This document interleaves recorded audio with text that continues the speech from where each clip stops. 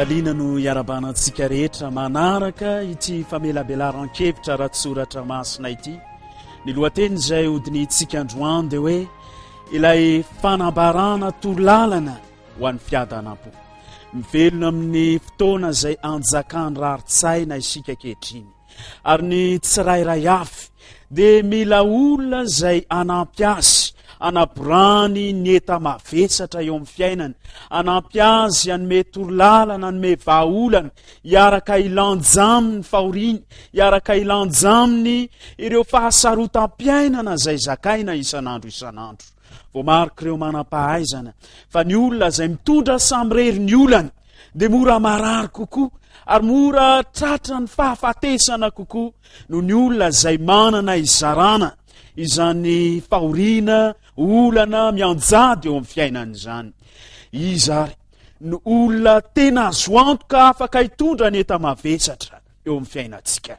Iza no afaka hanaisotra ny fahatsapantsika meloka izay miamitombo isanandro ankehitriny. Iza no afaka nolotra fiarovana ho antsika, afahantsika mialoka eo ambany fiarovana tanteraka amin'izao tontolo feno korontana vesara-pahoriana izao. Ny boky ny Apokalipsy dia manolotra ho antsika vahaolana lehibe.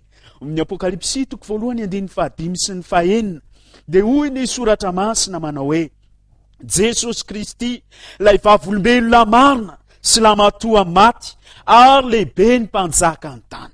Ao amin'ny boky ny Apokalipsy Jesosy Kristy dia aseho ilay vavolombelona marina satria izy no efa niaritra fahoriana mihoatra no ny efa niaretatsika. Jesosy Kristy ao amin'ny boky ny Apokalipsy dia ambara ho ilay lamatoa ny maty, efa nandramany ny amin'ny fahafatesany, efa nidirany ny varavaram-pasany.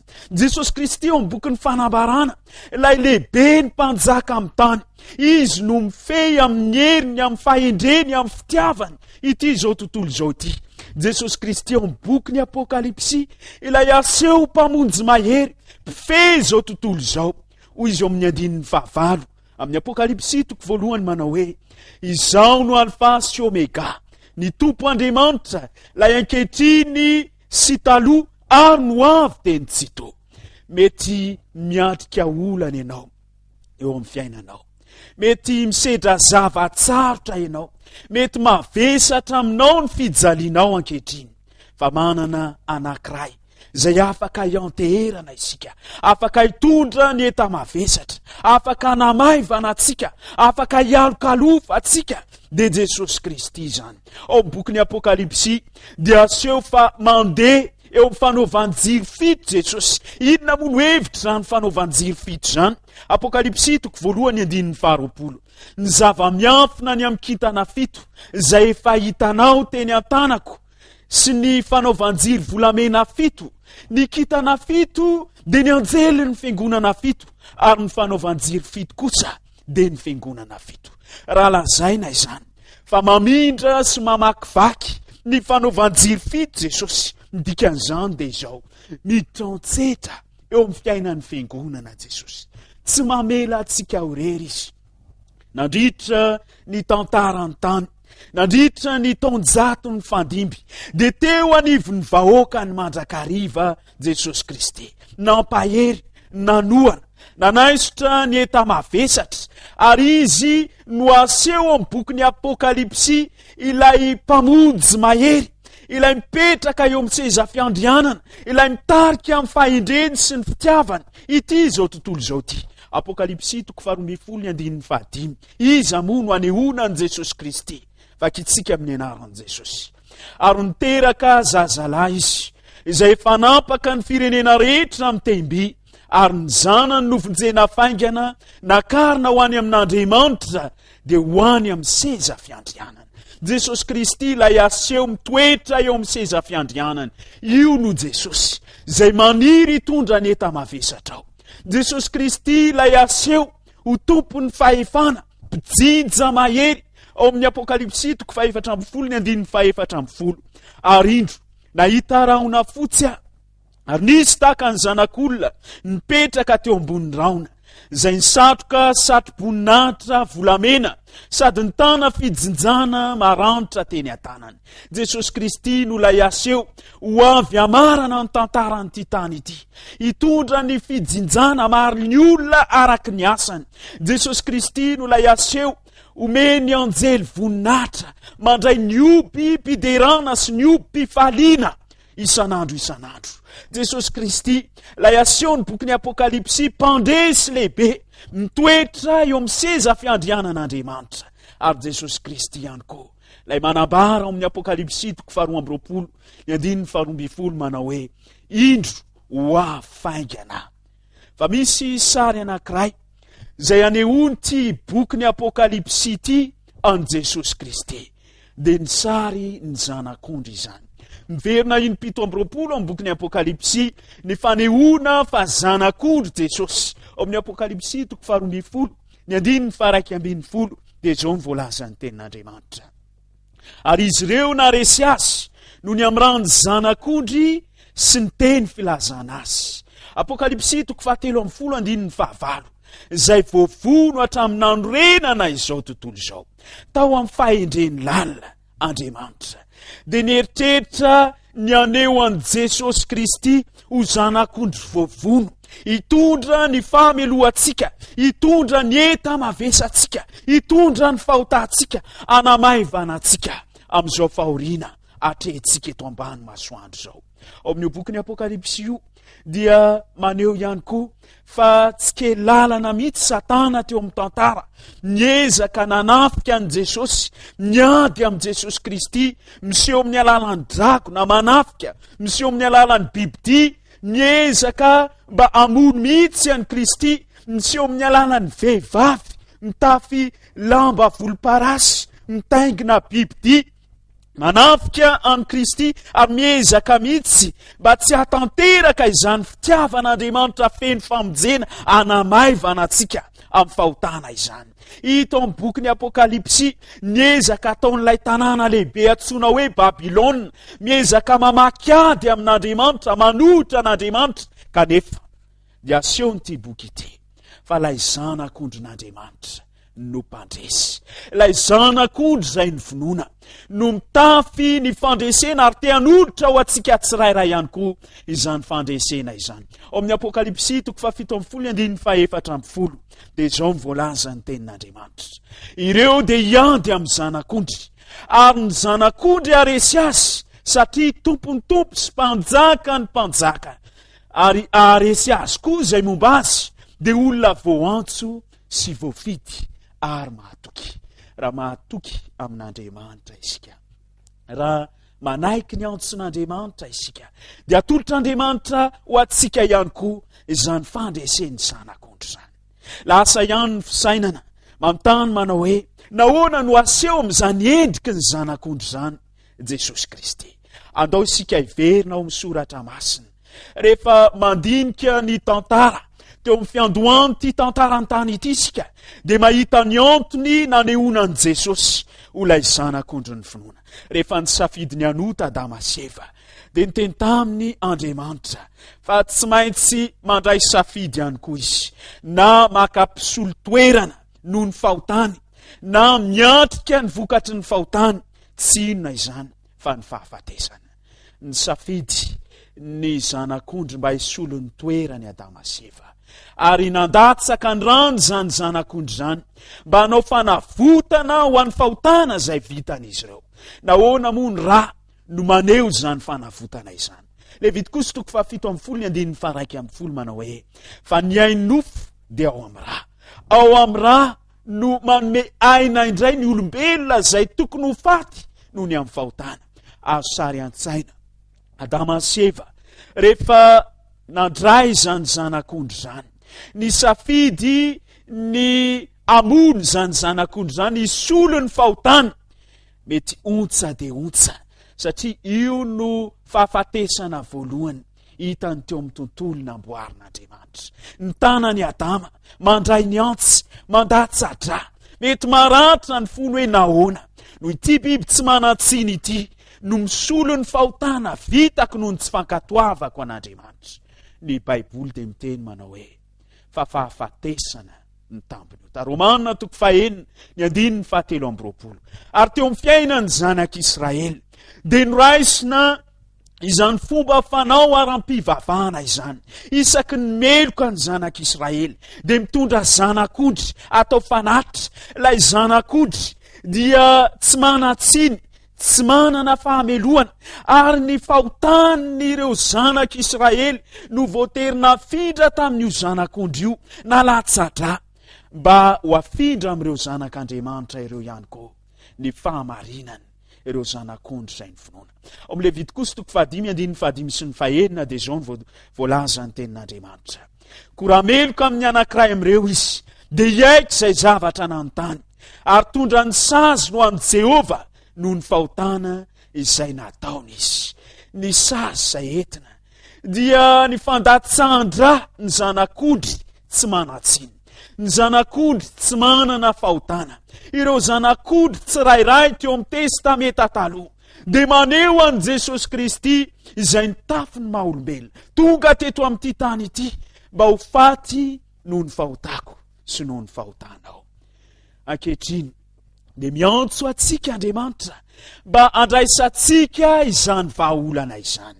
Tsy manana zanak'ondry arabaky teny atao fanaritra isika, ary tsy mila n'izany intsony isika, fa Jesosy Kristy no efa zanak'ondry n'Andriamanitra velona mitondra ny fahotantsika. Izany nahatonga ny apôstôly Jaona anoratra manao hoe indro ny zanak'ondry n'Andriamanitra izay manaisotra ny fahotany izao tontolo izao. Jaona 1:7. Ilay zanak'ondry ao amin'ny Apokalipsy, io no zanak'ondrin'Andriamanitra izay te hanamaivana ny fiainantsika. Mila miaiky fa mpanota isika, mila miaiky fa tsy mankatohan'Andriamanitra isika, ary fahafatesana ny tambony ota. Hoy ny Romanina 5:1-7. Fa fiainana mandrakizay kosa no fanomezam-pahasoavana avy amin'Andriamanitra ao amin'ny Kristy Jesosy Tompontsika. Efa netiny Kristy ny tambony ota. Izy mihitsy no nanaiky ho faty teo amin'ny toerantsika. Ny fahafatesana mandrakizay tokony ho atsika no niraisiny teo amin'ny toerany mba raisantsika ny fanomezan'Andriamanitra dia ny fiainana mandrakizay. Ilainao ny manatona an' Jesosy Kristy, miaiky ny elokao, miaiky ny vesatry ny fahotanao, satria ny fasana izay nidiran'Andriamanitra tokony hidiranao dia mitaonanao kosa mba handray ny fiainana mandrakizay izay sahaza n'Andriamanitra. Ny eken'Andriamanitra ny ho faty teo amin'ny hazo fijaliana mba hahafahanao miara-mandova ny fanjakan'ny lanitra mandrakizay.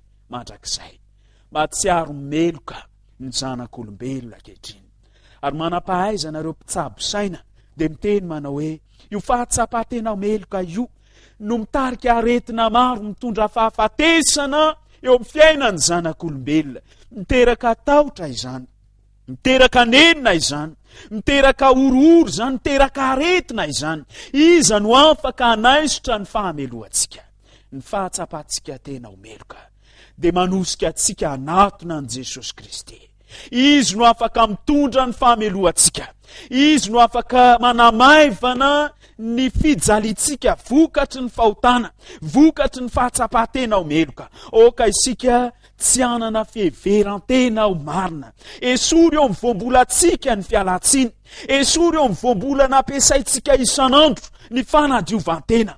Oka tsy eritreritra ihany koa isika hoe ny fanamelohana izay azoko vokatry ny fahadisoako dia azoko fafana amin'ny fanaovana asa soa an'Andriamanitra. Tsy miasa eo amin'ny fanamaivanana atsika izany, fa misy loharano-dra miboiboika eo amin'ny hazo fijaliana. Izany loharano-dra izany no manaisotra ny fahotantsika, izany loharano-dra izany no mikosoka ny fahadisoantsika. Andeo vakitsika ao amin'ny Korintianina 2:5-8 manao hoe izay tsy nanala ota dia efa nataony ota hamonjy atsika mba ho tonga fahamarinan'Andriamanitra ao amin'ny Kristy isika. Mateo amin'ny hazo fijaliana Jesosy Kristy nivesatra ny fahoriana sy ny fanaintainana rehetra. Mety mieritreritra isika hoe maharary tokoa izany fantsiana tongotra izany, fa mihoatra noho ny fahatsapana ny irifiry, ny fijaliana amin'ny fantsiana no lanjainy teo amin'ny hazo fijaliana. mety hitensika hoe marary tokoa zany satroka atsilo zany, marary zany fantsiana tanana izany, fa mihoatra ny fanaintaina ny fantsika eo amin'ny azo fijaliana no netiny Jesosy teo amin'izany azo fijaliana izany.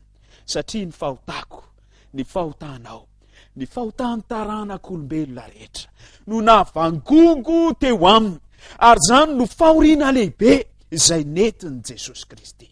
Izany no vesatra indrindra izay tsy zakany. Eny fa na dia ny ray azy, dia nafoy azy, rehefa tonga vainganota teo amin'ny azo fijaliana Jesosy, nampitodika ny tareny, tsy hijery an' Jesosy ny ray tao an-danitra. Ary zany nahatonga an' Jesosy ao Matio 7:19-20 manao hoe: Andriamanitro, Andriamanitro, nahoana no dia mahafoy ahy ianao? Mihoatra no ny namatsiana ny tanany sy tongony ny fijaliana netiny teo amin'io azo io. Mihoatra no ny fanaintainana, satria ny fahotantsika izay nanasaraka azy tamin'ny rainy no vesatra mafy indrindra izay no lanjainy Jesosy. Tsy nahazo toky intsony izy hoe mbola andresy ny fahafatesana, tsy nahazo toky intsony izy hoe mbola ho tafaverina eo amin'ny seza fiandrianana. Ny zavatra hitany dia aizy ny fahafatesana mangitsokitsoka, kanefa nekeny zany mba hanavotany ahy sy hanavotany ianao. Ny tambiny ota dia fahafatesana, fa fanomezana avy amin'Andriamanitra kosa ny fiainana mandrakizay ho antsika tsirairay avy. Anjarantsika ny misafidy andany amin'Andriamanitra, anatona an'Andriamanitra, hiteny amin'Andriamanitra manao hoe: Andriamanitro, omeo ahy izany fanomezam-pahasoavany ny fiainana mandrakizay izany. Andriamanitra dia te hanolotra antsika izany. Izy nilay efa voavono teo amin'ny azo fijaliana mba hitondra fanavotana ho antsika tsirairay. Tsy zavatra mety lozy ny apôstôly Paoly no namonjena antsika, fa ny rany Kristy, ny ran'ilay Andriamanitra mpahary ny tany sy ny lanitra, tonga olombelona teto amin'ity tany ity, no namonjena antsika ho afaka mivadisontsika. Reto ary, misy torohevitra ho anao mba handraisanao zany fanomezam-pahasoavany fiainana mandrakizay zany. Manekefa tianao Andriamanitra, tany lavitra tany no nisehony Jehova taminao, ka ilazany aminao manao hoe fitiavana mandrakizay no hitiavany ianao. Jeremia 9:7. Manekefa tsy afaka hamonjy ny tenanao ianao, manekefa Andriamanitra ihany no afaka mamonjy ianao. Minofa Jesosy dia afaka mamonjy sady te hamonjy ianao. Hoy izy manao hoe: toy izao ny tiavan'Andriamanitra izao tontolo izao, nomeny ny zanany lahatokana mba tsy ho very izay rehetra mino azy, fa anana fiainana mandrakizay. Ekeo ny helikao, ekeo ny mahampanotanao ary mibeba, satria raha miaiky ny fahotantsika isika dia mahatoky sy marin'Andriamanitra ka manadio antsika ho afaka amin'ny tsy fahamarinantsika rehetra, ary angatao ny fanomezam-pahasoavany fiainana mandrakizay. Tiantsika Jesosy, ilay tompony tompo sy mpanjaka ny mpanjaka, ilay mpahary izao rehetra izao, no nidina teto amin'ity tany ity mba ho faty hamonjy azy ianao. Tsy takatry ny sain'ny olona izany hoe Andriamanitra mitafy olombelona, tsy eken'ny sain'ny olona izany hoe Andriamanitra vinoana eo amin'ny azo fijaliana, Andriamanitra miditra ny ampasana. Tsy takatry ny saina tokoa ny fitiavan'Andriamanitra, satria tiany ho voavela ny fahotanao, tiany aina fiainam-baovao ianao, tiany ny andovanao ny fiainana mandrakizay. Efa vitany ny anjarany, nilatsaka ny rany aminjeny ianao. Raisany ankehitriny, atoloro ny tenanao ho an'i Jesosy, atoloro ny fiainanao mba handray izany fanomezam-pahasoavana fiainana mandrakizay. Andriamanitra hitahanao, hikasika ny fonao, anoloranao ny fiainana tanteraka ho azy. Amen.